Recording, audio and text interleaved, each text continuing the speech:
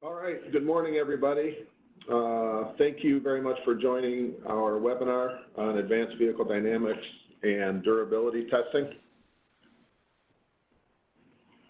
We're going to keep this to 1 hour as we advertised. My name is Eric Petersen. I'm the sales manager here out of Novi, Michigan for our dynamics and durability group. Mike Rihl is joining me here in Novi, and Mike is a sales and application specialist. Over in Germany, we have Martin Degen, who is our business driver for the products that we're going to be talking about, and he's located in Wetzlar, Germany. And then we have Igor and Yves Behr, that are application engineers and specialists out of Sindelfingen, Germany.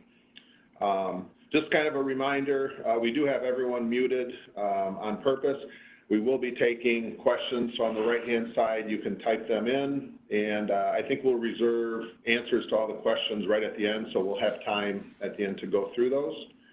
We are going to record the webinar, so if anyone wants to review it later, we can send out a link, and to those that were unable to attend, it will be available to them as well. So, for the agenda, we're going to just go through quick slides on who is Kistler for those that may not be very familiar with us. We're going to walk through a few of the applications involving and utilizing our sensors. We'll talk about kind of completing the package relative to software solutions, data acquisition, and data analysis.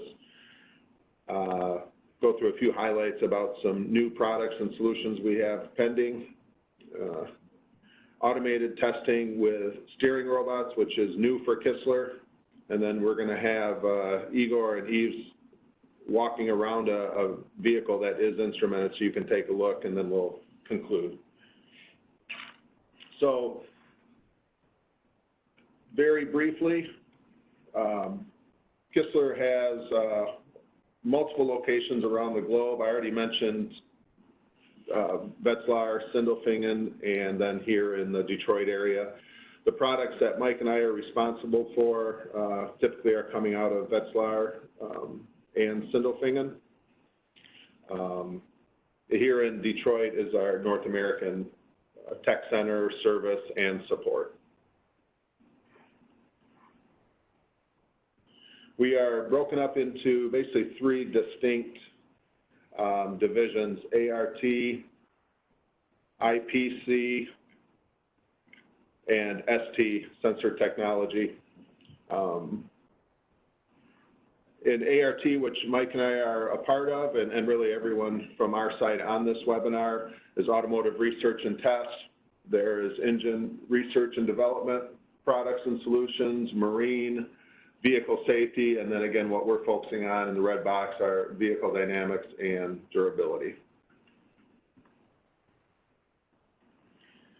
So I'm sure most of you are familiar with the field of vehicle dynamics, but basically it's the study of how the vehicle reacts to whatever inputs the driver puts and how it reacts with the road. To quantify these, a lot of parameters can be measured, such as longitudinal, lateral speed, slip angle, yaw, pitch, roll, rolling resistance, camber angle, just to name a few. So where Kistler plays a big part in this is we offer quite a variety of sensors to help measure acceleration, braking, temperatures, vehicle speed. So starting in the upper left-hand corner, just to give you an idea, this is an infrared temperature sensor. So if you wanted to measure pavement temperature, accelerometers, single axis, triaxle, CAN inputs, and then over towards the right, there's a measurement steering wheel. So you can place it between the steering wheel and the steering column to measure torque and steering angle.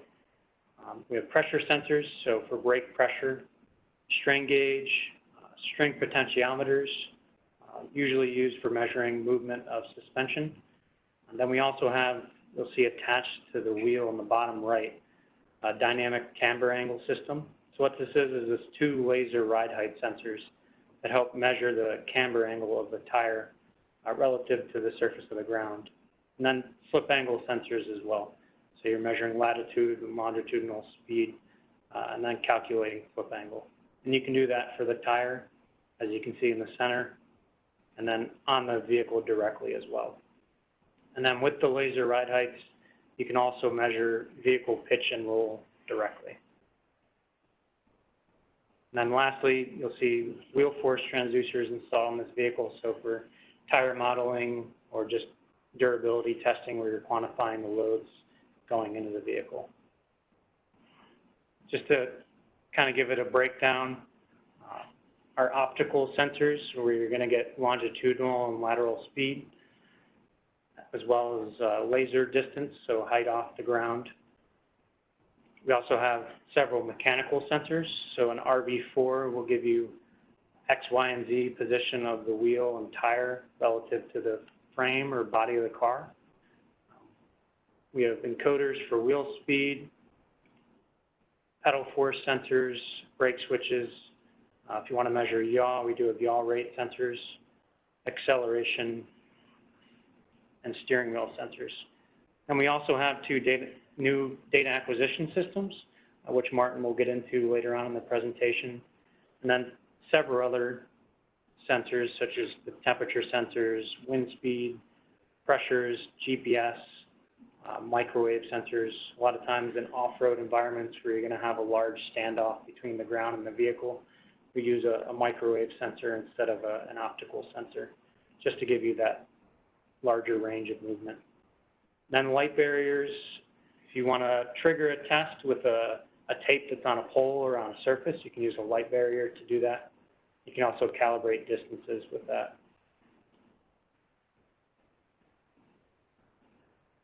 So putting all of these sensors together, you can quantify how a vehicle is performing in standard test procedures. A lot of these are SAE driven or vehicle safety driven. So standard lane change or a double lane change, straight line braking, steady state circular driving. So when you're driving in the same circular pattern and increasing the speeds, you can measure how the vehicle is performing there. And then various others such as fishhook, frequency response, fuel consumption. And we'll kind of get into a couple examples of packages of sensors that we have for a few of these tests. So the first one is a CO2 emission certification. Now this is primarily done in Europe, or at least this specific tool called Vecto is used in Europe. So it basically takes air drag, transmission torque and movement, as well as axle torque, and then some engine components. And all these measurements go into a tool called Vecto, which quantifies the CO2 emissions for the European Union. We've seen this in the US a lot as well, especially when doing mileage certifications or MPG certifications. The package we put together for this mainly measures air drag. So this is for heavy trucks, this certification. You'd use a GPS sensor mounted to the vehicle just for position and distance, an anemometer to measure wind resistance, temperature sensors for air and the road. Then we have our DTI logger just to record and sync all the data, a CAN converter to take in the vehicle signals, another temperature sensor for the road, and then most importantly, we're measuring the torque from the road into the vehicle.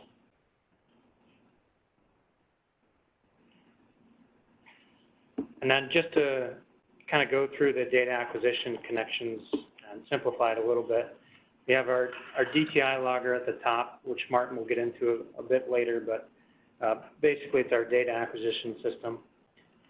And then you've got your wireless torque wheels, your GPS sensor, CAN, and the temperature sensors I mentioned earlier.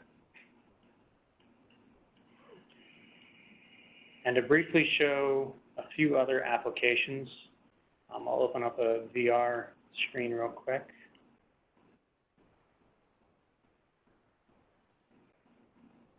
So to show how a vehicle is set up for a straight line braking test, so you want to quantify braking distance of a vehicle in different conditions or different tires. So right in the front, you'd have a longitudinal optical sensor.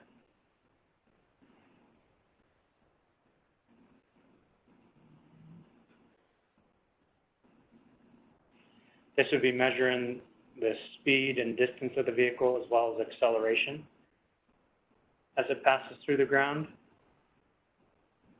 And then to trigger the test, you'd have a brake switch.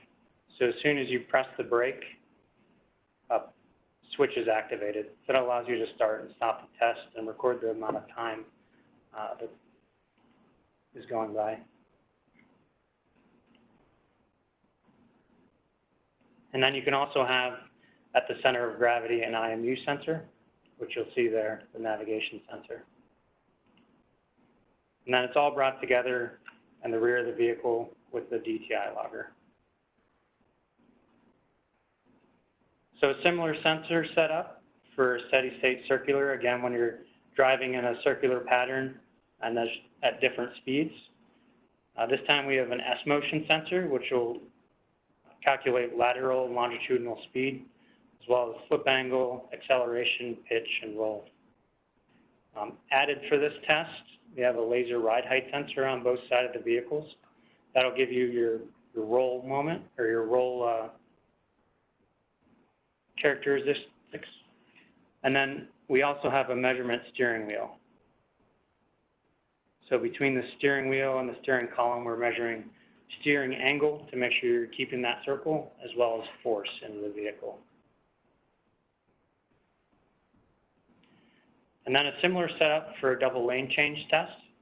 Here we have a brake pedal force sensor, which is measuring the force you put into the brake. It can be used to trigger the test. And then we have a light barrier on the side. You can also use these to trigger the test. You can place a reflective tape on a post or on the pavement where you want to start the lane change, and that can be used as a trigger. The measurement steering wheel is on there as well. And then on the front of the vehicle, you have the optical sensor for vehicle speed.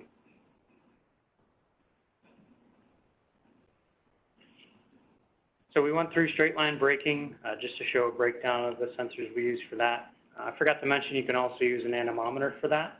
So if your local track doesn't have a weather station, you can add an anemometer for wind speed or temperature sensors. The steady state circular we mentioned. One other test that we do have a package for is fuel consumption. So to measure or quantify fuel consumption, you're going to want to know how much torque the vehicle is applying. So you can measure that with wireless torque sensors or our P106 that will bolt right to vehicle rims. Our GPS sensor, which will give you speed and distance as it's traveled. And then our DFL flow meter, which will quantify the amount of fuel that's consumed. And we do have versions of this for diesel applications with return flow as well.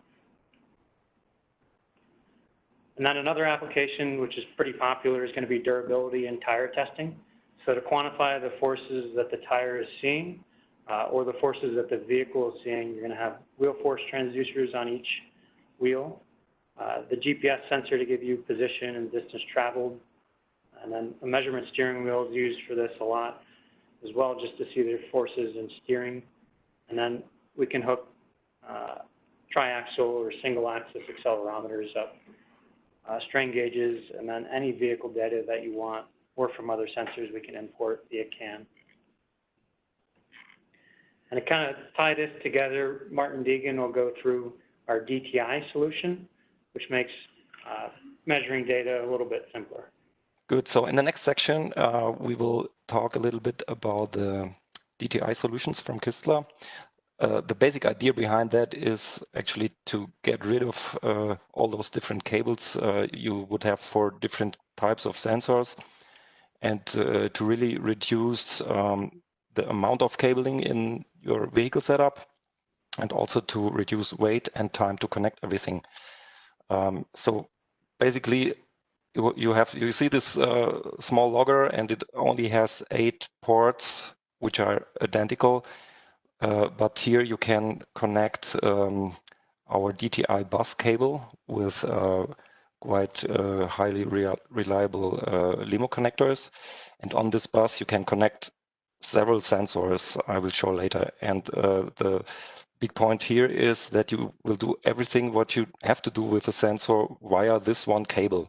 So you will do the data transmission and even the power supply. You will do the synchronization and all the configuration settings. So this little logger here is able to provide up to 240 watts to all the sensors attached.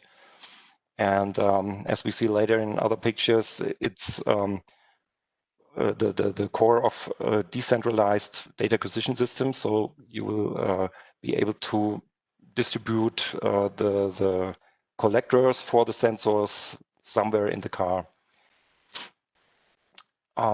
Here, as a comparison, we try to set up the same configuration for a test with an usual normal data acquisition system, what everybody knows, or what similar types can be bought on the market. So this is our own Kistler data acquisition system for the industrial solutions.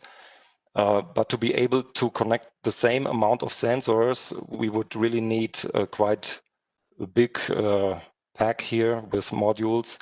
But the same could be done with our small logger, and in a vehicle where you don't have a lot of space, I think everybody would like to have a small data acquisition system.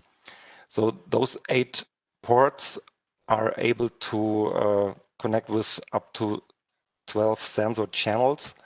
But here we have to make a differentiation between channel and signals, because if you attach, for example, one optical speed sensor from Kistler, this already transmits more than 30 signals. So the amount of signals is much higher, actually. The sample rate can also be chosen between 500 Hertz and 20 kilohertz. So the 20 kilohertz is coming from the crash applications. Normally in vehicle dynamics, this is not necessary. In most of the cases, we are working with 1 kilohertz, which should be far enough for almost everything. As a principal picture here, if you use a standard data acquisition system, it probably would look like that you have a certain setup with different kind of sensors, acceleration, strain gauges, pressure, voltage sensors, and so on. And all of them have to be connected to the data acquisition system. And all of them have to be supplied by power. So probably you have a split cable here in this area where you have to go to the power supply and also to the data acquisition system. So with the DTI bus system from Kistler, it would look like this, a little bit different. So actually, we would have one cable which could go to a device which is called a hub.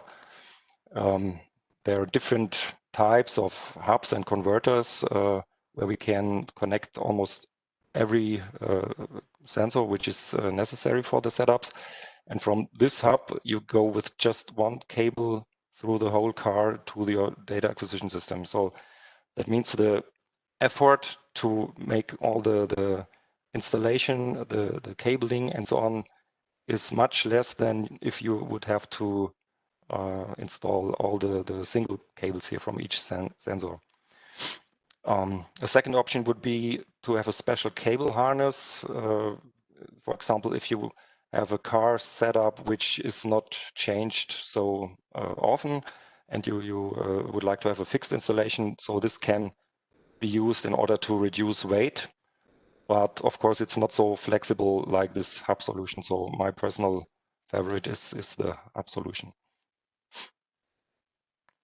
So how do we do this? We have small converters, small electronic, which is called a DMOD. It's a DTI module, and it converts analog and digital input signals to the DTI bus. So we have a small microcontroller inside here. We have a conditioning of the input signal. We do all the corrections, offset factor, and so on. All the linearization can be done. And lastly, the conversion to the DTI bus.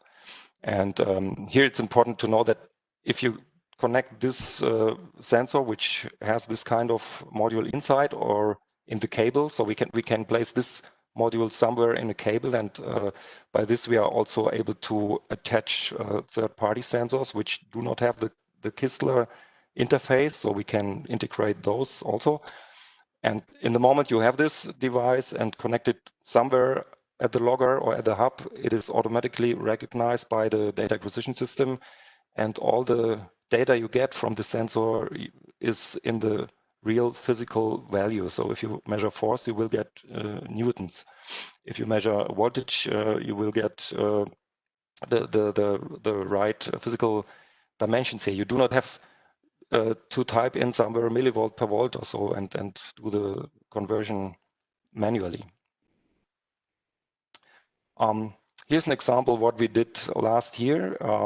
It's a full instrumented high performance car, and the first time we used here the DTI versions of the wheel vector sensors, which you can see here at all of the wheels, and also the DCA system to measure the dynamic camber angle. All those sensors are attached here and only with one cable connected to the data acquisition system. So the cabling effort was really reduced significantly.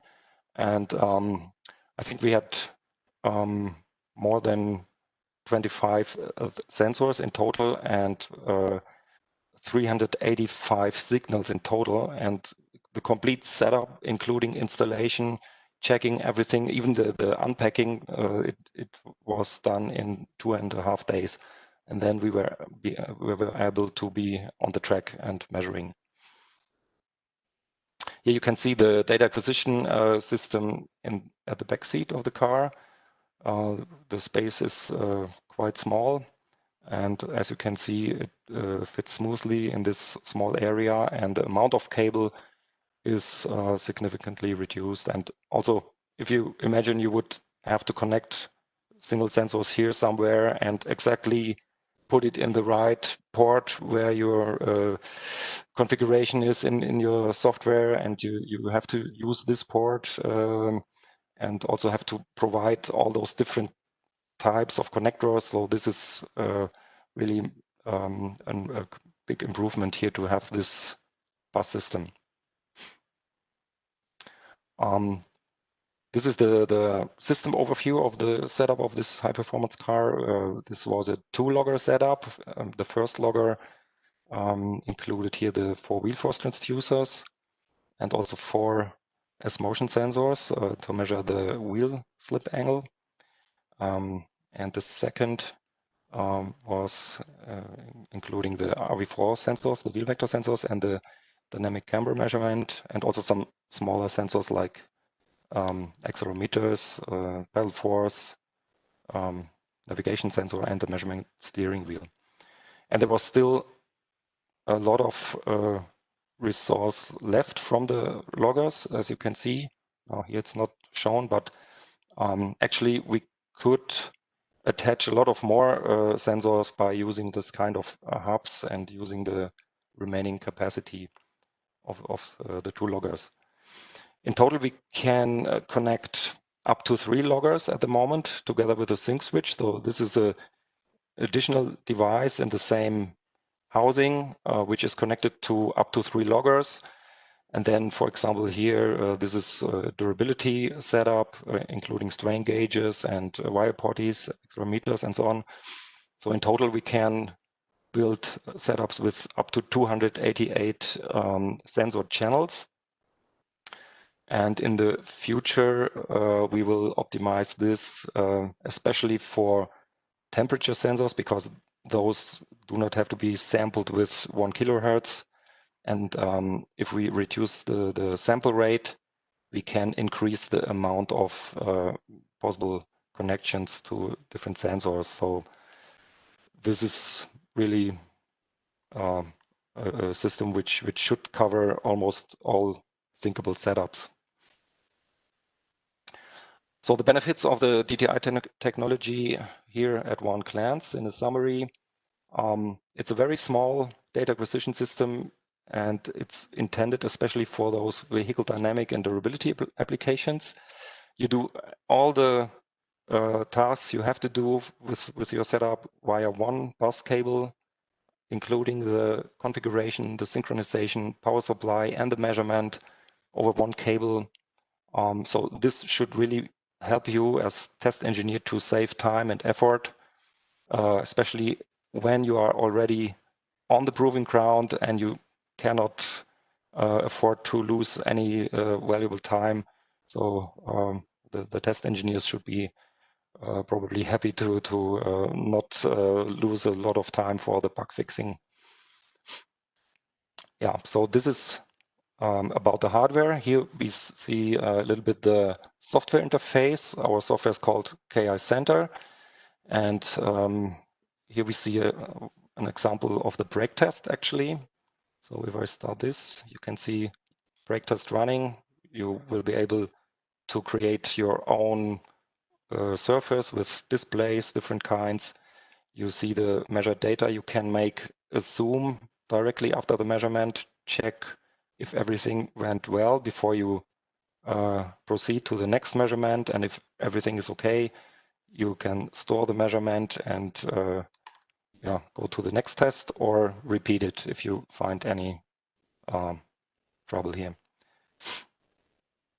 Then, of course, we try to provide the complete measurement chain. So we have here our measurement system, including the software and the hardware devices. And then on the back end, we have now also a very powerful tool called JBeam for the analysis. And for example, you can do all kinds of graphic analysis methods, or there's a big library of mathematical functions. You can also create your own reports, put your data on real maps of the proving ground and showing your tracks.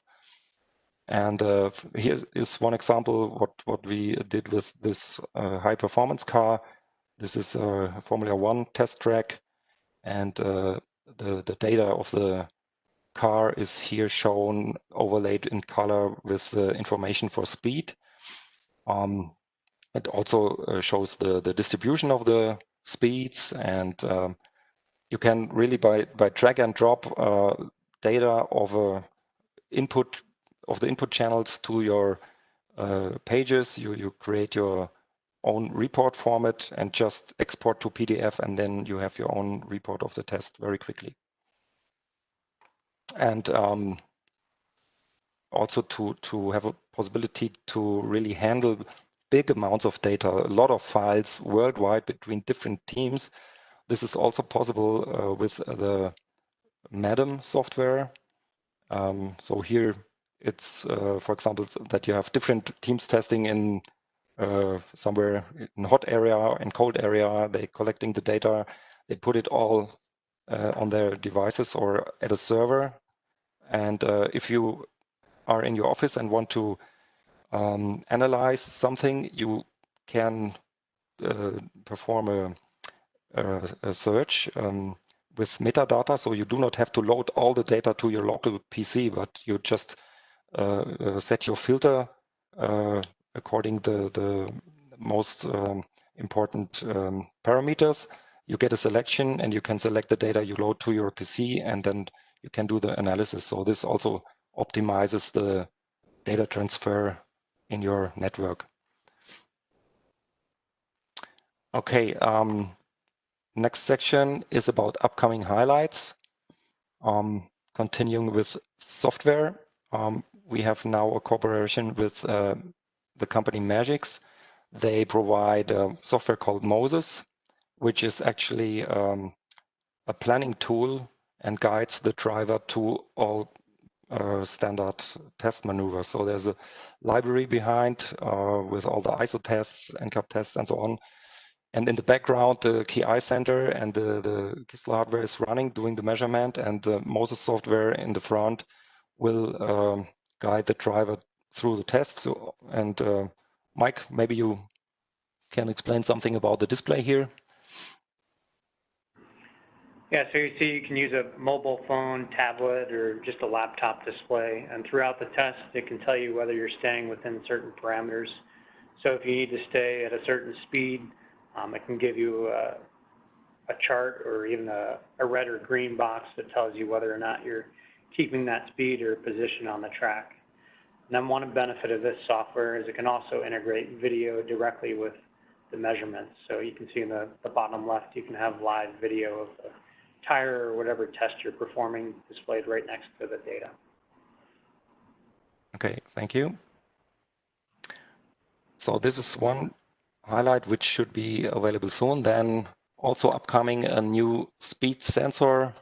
It's optimized for the racing teams, for motorsports. It's actually similar to our S-motion sensor, but much smaller, much lighter. It's not using the halogen lamps, it's using LED, so also less power consumption, measuring the same measurements like the S-motion, so the distance, speed, angular rates, pitch and roll, and of course the slip angle. The working range is reduced for the racing cars, so the nominal height is 180 millimeter, the S-motion nominal height is 350. So this should be launched soon in October. Then here one slide about the principle of this motion sensor, the motion algorithm. What we do is actually a fusion of two different sensor principles. So we have here in red, this is the optical information, the optical sensor in red, the current data, and we also integrated an IMU, this is blue data. Both signals are quite noisy, and if we do the integration of the IMU data, you can see it here on the top. So this is quite smooth, but it has a drift. And if we combine this together with our optical data of the corvid, we are able to generate a very smooth signal which lies in the middle of the optical signal. So this provides very good precision and accuracy, and yeah, so this is a quite beneficial principle for those corvids. Then next upcoming is our standalone version of our data acquisition system. Actually, this box is an extension which could be placed on top of the loggers. So you could have one logger, or two or three together with the sync switch and this data storage box on top, and you would not need a laptop in your test car. You can access this data storage with any mobile device, and you would see the screen like this, for example. You would be able with some buttons which are not shown here, but they are a little bit larger so that it's easy to control the stop trigger. And after the measurement, you can see the data, check if everything is right, and then proceed to the next. Data is then stored inside with 480 gigabyte SSD. And if you want to transfer the data to your PC or so, you can do this by using USB stick here. Launch is planned in October 2020. Next thing is that was also announced in public releases that we have a cooperation with Vehico. They are providers for steering and pedal robots. And with this puzzle piece now, we are able to provide setups for driverless testing. And this, for example, would be maybe the basic setup where you have the data storage, where you have the measurement steering wheel, the speed sensor here in front, also a GPS system, and a steering robot and pedal robot. The robots can be connected wireless, so it's also possible to have more than one car. Also, they have platforms where you can put target on the platforms, moving targets with speeds up to 80 kilometers per hour, with dummies of cars, big cars, smaller cars, or pedestrians, bicycles, and so on. So this should be a quite interesting package. and we already installed this robot stuff in our own demo car. Maybe you can see it. No, sorry. It's the steering robot is actually behind this original steering wheel. I guess I have a better picture. It's coming later. Okay, let's just go through here. So Vehicle is providing different types of robots for the steering robots for passenger cars and trucks. So different types according to the power necessary to drive it in smaller cars or SUVs, or here in light trucks and heavy trucks. And the mounting of the robot is really quite fast. Yeah, so if you are experienced, you would be able to install it between 30 and 45 minutes, because this drive here, it's in two parts, and you just click it behind the steering wheel and connect it to the controller box, and actually that's all. The same for the pedal robot. They have different types for the passenger cars and also for the trucks, and normally we would recommend this combined brake and accelerator robot, which controls both pedals. And as you can see, they are not really big, so the driver can sit here, and you're at any time you are able to take over control if something goes wrong. So the driver can sit here, and in parallel the robots can act, and if something happens, the driver is able to take over. Here's the better picture. So this is in our demo car, the drive of the steering robot. Actually, here you see also our own measurement steering wheel. Everything is built in with the original wheel, so it doesn't build up much in height. So it's still possible to drive this on open road, and it's still like driving a normal car without additional steering wheel attached here on the original wheel. This is a short view of the surface of the robot software. So they also have a big library behind it. You can program the standard ISO maneuvers, or you can also include your own definitions of the maneuvers. The programming is done in Python scripts, so it's quite flexible to do this. And I think that's all for now.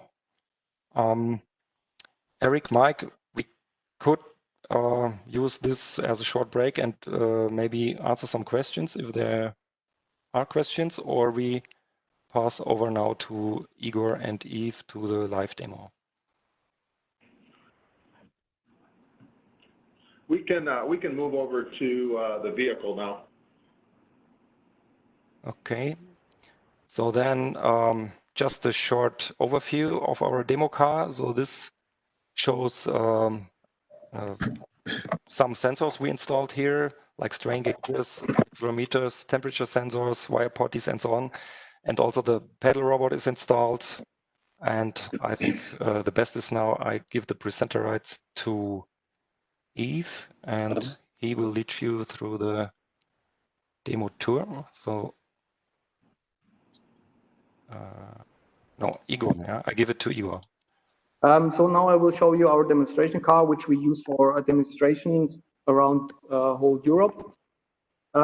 We have here a combination of two applications for durability and dynamics. In total, we have now mounted 15 sensors in our car. 2 are mounted inside, and the rest of the sensors, so in total 13, are mounted in the outer area, for example, here in front of the engine.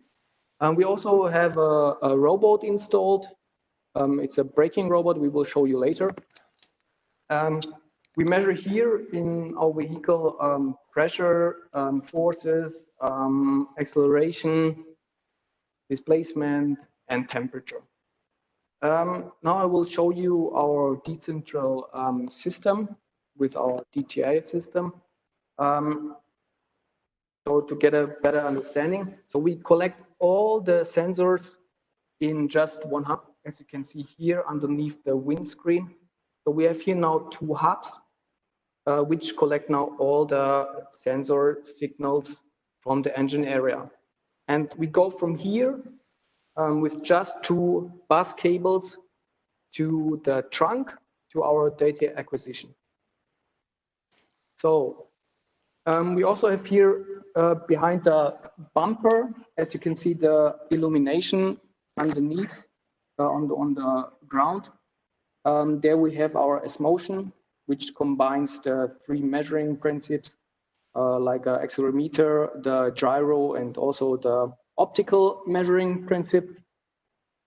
So if we move on now, we can see here in the middle of the car at the driver's seat.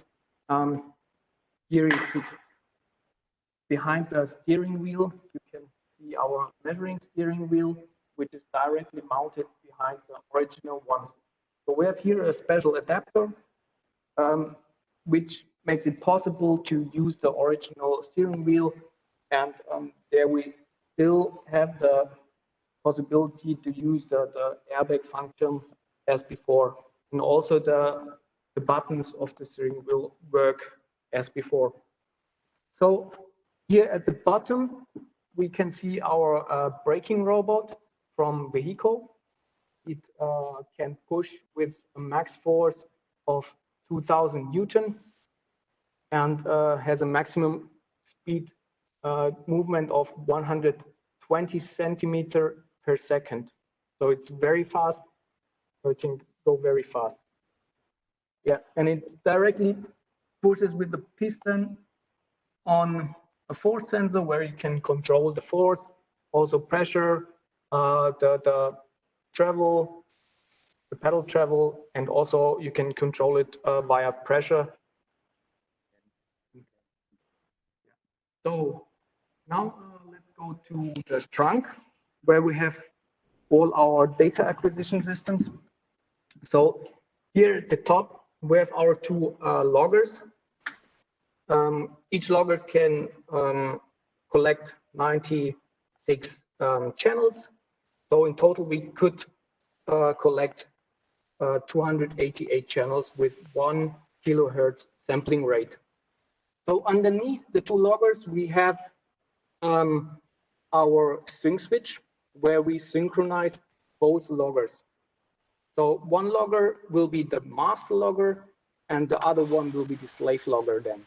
And this will be then automatically synchronized over our sync switch. Underneath, we have our MSW ECU and also our S-Motion ECU. We have the possibility to collect digital signals, CAN signals, and also analog signals. For example, we have here a CAN to DTI converter, which we use to convert the CAN signals to digital signals. Yes, and that you can collect, for example, vehicle CAN OBD signals with this CAN converter. So now we will go on with Igor's presentation. He will show you a little bit about KI Center, and yes, that's it from my side. Thank you. Okay, now everybody should see Igor. Yes, I hope so, and I will give you a short overview of our KI Center, our software to configure and to measure with DTI system. And let me try to share my screen. Can I share my screen, or I need some special role, Martin? Okay, maybe I have to switch to the other Igor fast here. So. Yes. No, yeah. Okay. So I hope everybody can see my screen. Okay, this is the start page from KI Center, and I will do the connection via Ethernet cable to the DI logger. And in the device center, I will search for the net devices, and the system found two loggers. One logger is the slave, and the second one is the master. You have here a short overview, how many system information, how many sensors are connected. You have the usage of the logger. And the second tab is the test center. In the test center, you are able to configure your measuring configuration, to define your values and to import also values. I have prepared a configuration in my office, and it's so very comfortable and very easy. You can do it in the office by drinking a coffee and then import this configuration here in the system, and then you are more or less finished with you are able to start a measurement. I will start a measurement, and you can see here I have a prepared display. For example, see some values. I will start the measurement now with a button. You see some values are moving. I'm turning the steering wheel a little bit to the other direction, moving a little bit the car, and then I will finish the measurement. Now in this view, you are able to zoom in, to zoom out, to investigate some values. Just a short possibility to do the plausibilization of the data, and so on. And you have also the same possibility. I will save the data in the data center. The data center is a search tab here. And if you want to take a look on this file that we recorded right now, I need a display, for example, and you can drag and drop your signals that you recorded, for example, the steering velocity or steering angle, the moment, and so on and so on. For example, and then also here you have the possibility to take a look on the data, values, average values, maximum, minimum values, and to do a short plausibilization of your measured data. What you can also do here, you are able to convert from our own ADF format. It's a special Kistler format. We can convert this data file into with a converter in common converting formats, MDF, RPC, TDM, and so on, ASCII. For example, you will choose, for example, the MDF format. You select this file and then convert this file. Conversion is done. This is a short overview of a KI center. If someone have more is more interested how to do the configuration from the scratch, I can give a short introduction afterwards, or in a special session. Yeah, just a short overview how to do the configuration, and yeah. So far from my side, and yeah, if you have some questions about KI Center, ask me. I see there is one question at least. I see a raised hand, so maybe I give just the word to Mr. Rihl. This is Eric speaking.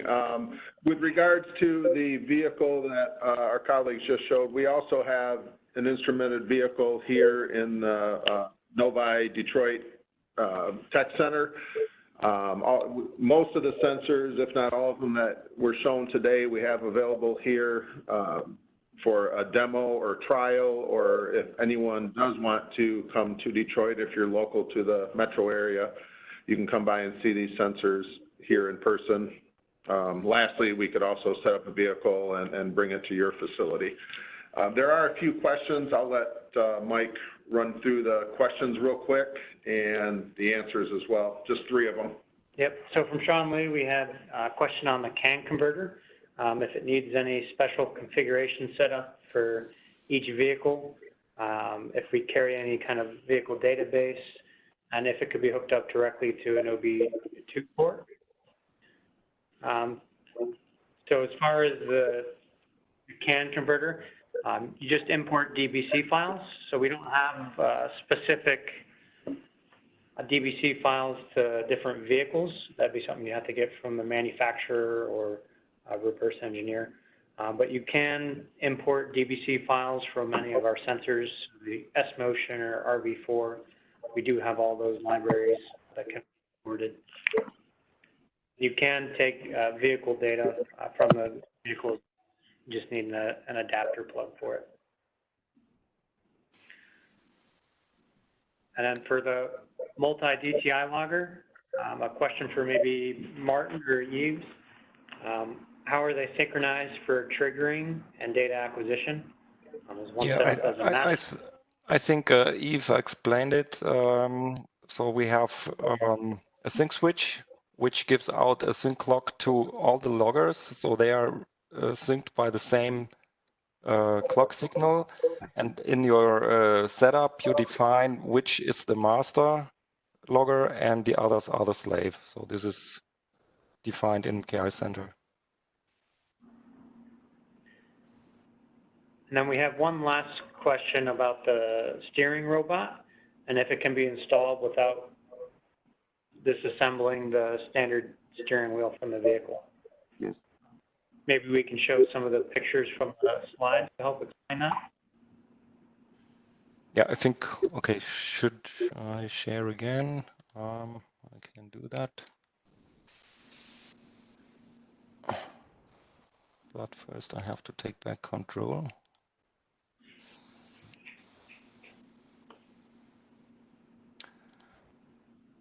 So this was also explained by Yves and Igor. So actually we dismount the original steering wheel only for mounting our measurement steering wheel, but for the robot, this is not necessary. Yeah, the drive of the steering robot. So here is a screw. This is like a clip system, which you can divide at that point, and you open it up, put it behind the wheel, close it again. And here's also the motor included, and then you have the system installed behind the original wheel. Yeah? And all the functionalities are as they are in the original car, including airbag and everything. So the short answer to that question is yes, it can. For the steering robot, it can be installed without taking the existing steering wheel apart. Right. So I do not see any other questions. There was one hand raised, but I was not sure if the participant listened to us when we passed the mic. Whoever raised the hand, if you want to email a question, we'll send out all of the contact information from this to everyone that attended. And again, on behalf of all of my colleagues here at Kistler, we want to thank you guys for joining this webinar, and we look forward to speaking again soon. Yeah, thank you very much. Also from my side. Also, Right. also from our side. From our side, yeah. Thank you very much. Thanks, everyone. Bye bye. Have a good day. Thank you. Goodbye. Goodbye.